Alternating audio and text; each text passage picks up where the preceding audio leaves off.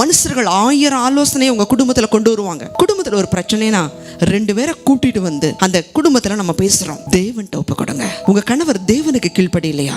உங்க மனைவி தேவனுக்கு கீழ்ப்படியலையா? உங்க பிள்ளைகள் தேவனுக்கு கீழ்ப்படியலையா? கண்ணீரோட ஜெபம் பண்ணுங்க, உபவாசம் பண்ணுங்க.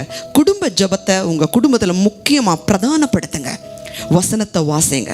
வசனத்தின்படி நடக்கிறதுல உங்க குடும்பத்தை ஆண்டவரோட கூட உடன்படிக்கை பண்ணுங்க. யோசுவா போல நானும் என் வீட்டாருமோ வென்றால் கர்த்தரையே சேவிப்போம். பெருவாரியான கிறிஸ்தவ மக்கள் இன்னைக்கு ஆலயங்களை புறக்கணித்துட்டு குடும்ப விழாக்களுக்கும் விசேஷங்களுக்கும் கடந்து போறோம். அது தேவனுக்கு பிரியமா இருக்குமா?